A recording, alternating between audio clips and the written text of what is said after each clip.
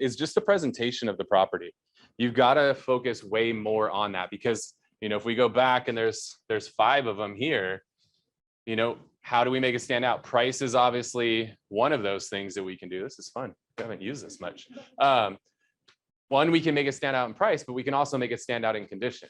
And so if we have the most attractive home in the area and it's just perfect condition, it shows amazingly well, that can also help us stand out from the crowd.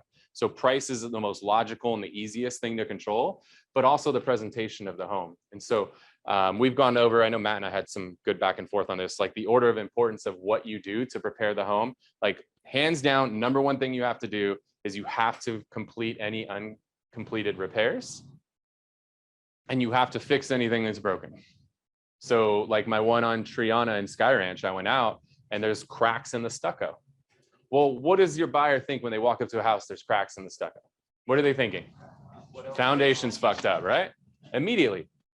What did we have to do? Call Lennar, and Lennar had somebody out there in like 2 days to patch all the cracks.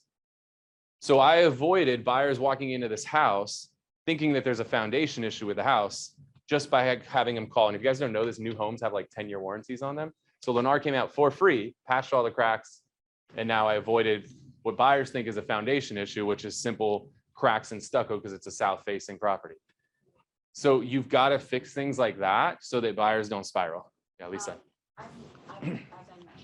Cool. So quick summary is she's just recommending that she's been running some pre-inspections on property. So getting an inspection done up front and tackling some of these issues so that they're not an issue by the time the buyer gets there, which is not a bad strategy at all. You just have to understand by having that pre-inspection done, you do have to disclose that. And so now you are uncovering potential issues. So there's a trade-off, but I totally get, like I did one on my house when I sold it. And then I provided it to buyers and they wrote non-contingent offers, which was cool. Spencer. A great way to use home is a backup plan for that. We still are getting people approved for trade-in. First thing, hey, if an emergency comes up and we need to sell this house, help. Second, the worst that comes out of it is we have a free home inspection. We still been getting everybody trade-in. That factor. Sneaky. That's a very Spencer thing. So Spencer has leveraged HomeLight trade-in because part of HomeLight trade-in, one or simple sales, they'll make an offer on a home. So you have a backup plan and you at least show them that you did something. 2, they do a home inspection that they pay for. So you could have them go all the way down the road to get to a final number, which also includes a home inspection that you now have possession of that you could provide without your client having to spend $500. They do that for simple sale and trade-in. Yes, simple sale and trade-in. But they won't necessarily, I was told by HomeLight directly that they won't necessarily keep the promise for their offer if you go to market. Yeah, well, so it's not a backup plan. Well, yeah, I guess not a backup plan. It's an option prior to going to market. Well, Yeah, so we should clarify. Yeah, let's not look at it as a backup plan. Like, well, we'll go to the market. If it doesn't sell, we'll go back to them. They're not going to probably be there anymore. But it's a option before going to market. Hey, we got this number on the table. Do you guys want to just take this and skip everything? Or do you want to go to market? That's probably a better way to phrase it. That's specifically for simple sale. When something's gone on market, then Same with trading. Same with trading.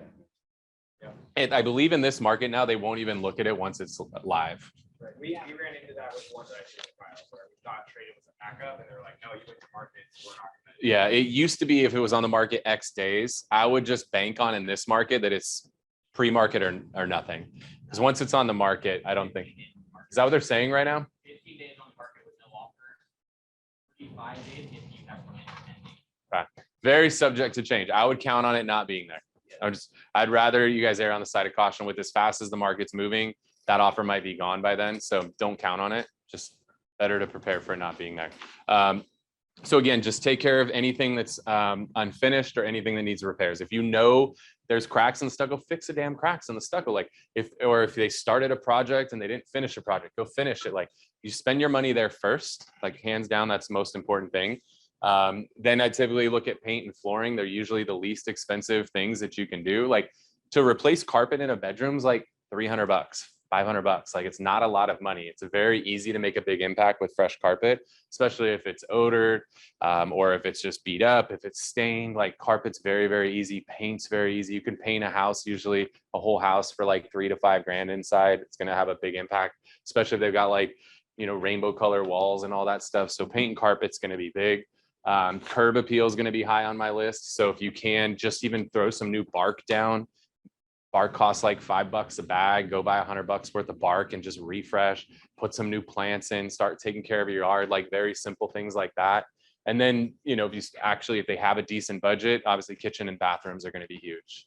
But those are going to kind of be like my order of importance there. So if they have the money, it makes sense to do that stuff. You got to make your property stand out in this market. So one, you got to tie up loose ends, and then you got to make it stand out. Andrew. In the declining market that we're in, you feel that like there's something wrong with the property and it's going to take a while. Where do you kind of weigh the importance of getting that done versus just listing now at the price that we're at? Yeah, good question. This will be the last question we'll wrap. I want to make sure to respect your guys' time. So the question was, in a market like this where we are seeing the value slide, how do you weigh whether or not it makes sense to take certain things on? That's a great question, because you don't want to take on a 90-day project in a market where values are sliding. So you want to just take on, you know, minimums or things that can be done very, very quickly. Because if value, I don't think we'll go 5% a month. I think this is kind of like the initial shock of what's happening. And then I think we'll start to stabilize. I still kind of stand by what I was saying, is we'll probably stabilize by the end of the year. But we're sliding fast right now. I wouldn't take on a big project while we're in that slide, because even if it goes down 1% a month, if you're at $1 million, 1% is $10,000. Can you really be adding $10,000 in value? Like, is it going to make that big of an impact? Probably not. So you're going to go much more like paint, carpet. Those are like 1-2 day jobs, right? Throw some bark down, 1 day job. You can do yourself at Home Depot. Making a couple electrical repairs, 1 day jobs. So I would err on the side of caution of taking on big, huge projects. Just try to do bare minimums right now. Just get to market. That seller that I mentioned, they said they had a project, but it took 3 weeks and they missed the market. Yeah. They listed July 1st.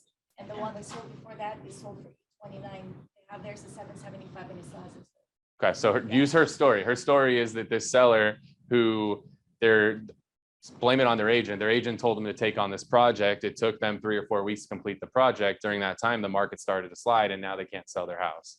So we don't want to take on these big 3 or 4 week projects in the market that's sliding, because it might make your property, you know, more difficult to sell, or you're gonna have to sell it at a lower price.